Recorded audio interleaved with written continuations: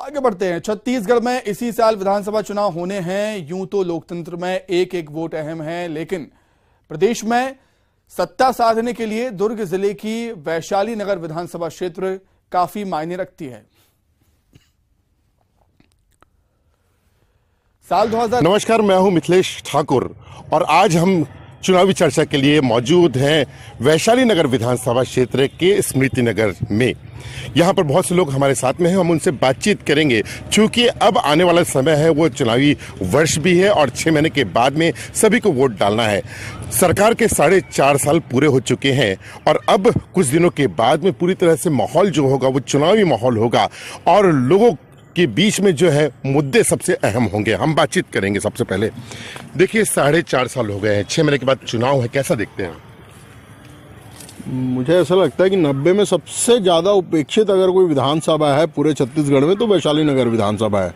विकास के नाम पे शून्य है और दुख इस बात का होता है कि इससे लगी हुई जो भिलाई विधानसभा है, जिसका जो अधिकांश हिस्सा बीएसपी टाउनशिप का एरिया है, जिसकी पूरी व्यवस्था जो बीएसपी टाउनशिप के पास है, उसके बावजूद करोड़ों अरबों रुपए की राशि राज्य शासन देती है वहाँ पर ब्यूटिफिकेशन के काम के लिए, सौंदर्यीकरण के लिए, जबकि विकास के लिए, अधोसंरचना के लिए आपका वैशाली नगर विधानसभा जो है वो तरस रहा है।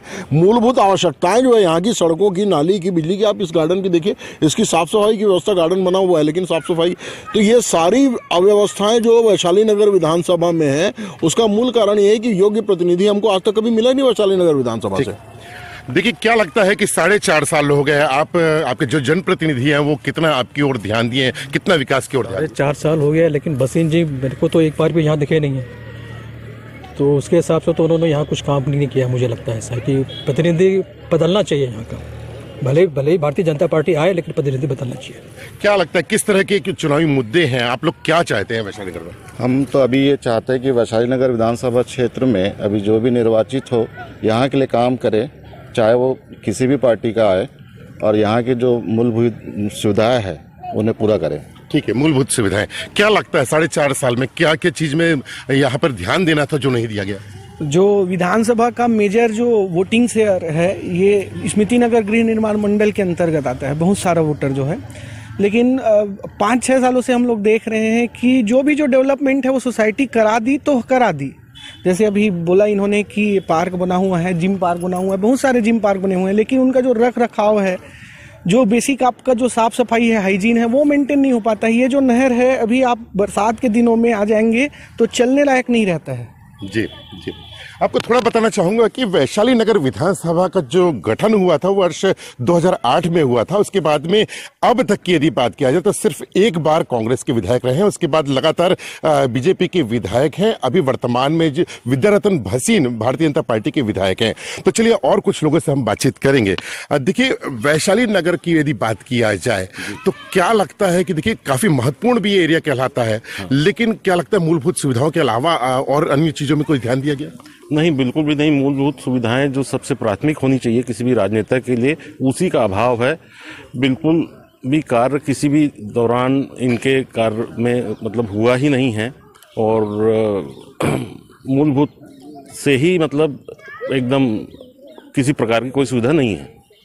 देखिए, शिक्षा की बात किया जाता है, स्वास्थ्य की बात किया जाता है, सुरक्षा की बात किया जाता है। इन तीनों यदि मुद्दों में यदि बात किया जाए तो क्या लगता है कि वैशाली नगर विधानसभा में किस तरह का ध्यान दिया गया?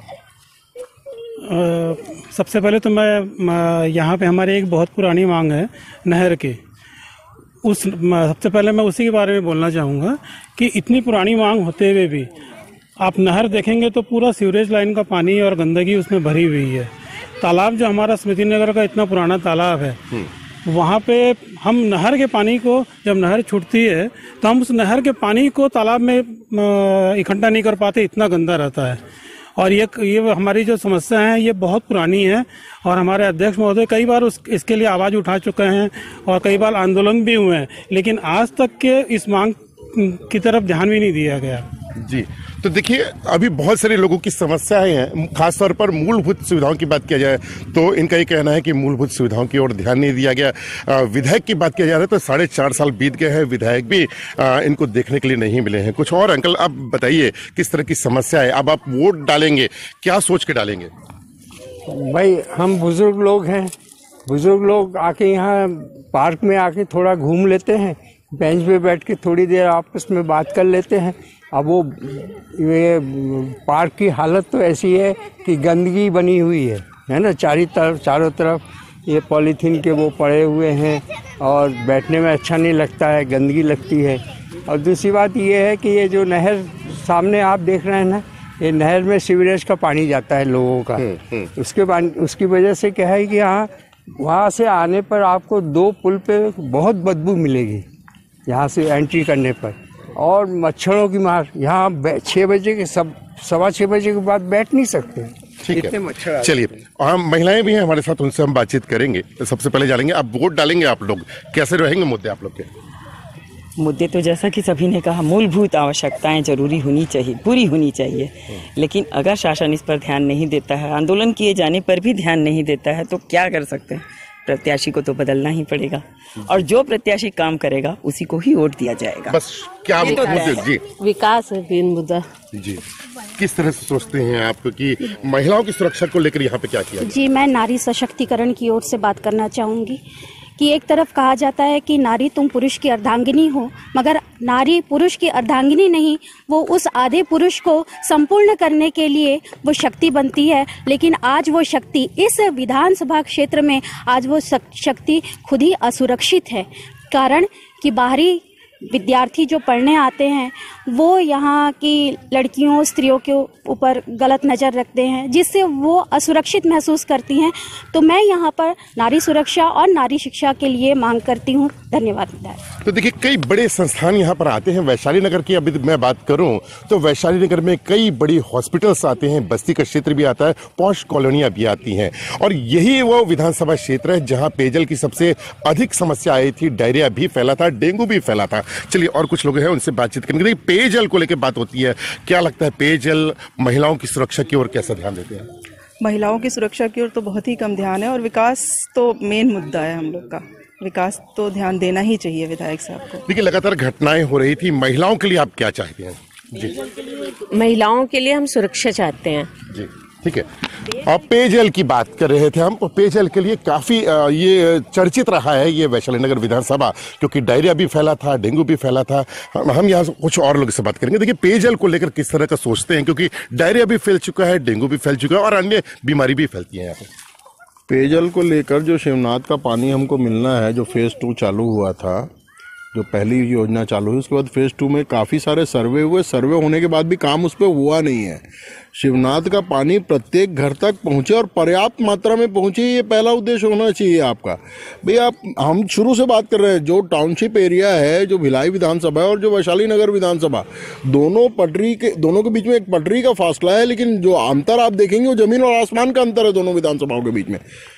तो आप उसकी तुलना में यहाँ विकास के कार्य को आप जब देखेंगे तो आप शून्य पाते हैं वैशाली नगर विधानसभा को।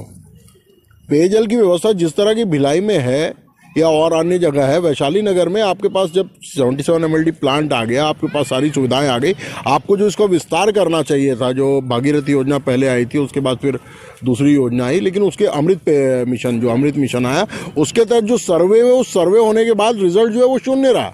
हमारे इस क्षेत्र का, स्मृति नगर का पूरा अमृत मिशन के तहत सर्वे हुआ और पाइपलाइन बिछने की बात हुई, लेकिन सारी बातें सिर्फ कागजों और फाइलों में सिमट के रह जाती हैं। उनको लाना पड़ेगा आपको मैदान में, उन योजनाओं को। ठीक है, देखिए, योजनाओं की बात कर रही है, योजनाओं को धरातल पर लाना ही होगा, क्योंकि वास्तविकता में ये देखा गया है कि अक्सर बड़े बड़े दावे किए जाते रहे हैं, लेकिन वो दावे सिर्फ धरातल पर नजर नहीं आते थे, खोखले ही साबित होते हैं। चलो, कुछ युवा हैं, उनसे बातचीत करेंगे। देखिए, युवाओं के लिए किस तरह का लगता है कि क्या करना चाहिए था, क्या नहीं हुआ? युवाओं के लिए स्पोर्ट्स में जितना आप कर सकते थे इस विधानसभा क्षेत्र में, वो चीज़ें नहीं हुई। स्टेडियम भी नहीं, एक बड़ा स्टेडियम होना चाहिए था, वो नहीं हुआ है। और जैसे अब आप भिलाई विधानसभा देखें तो वहाँ पे जितने स्पोर्ट्स में युवाओं के लिए काम किया जा रहा है, वह इस विधानसभा क्षेत्र में बिल्कुल नदारद है।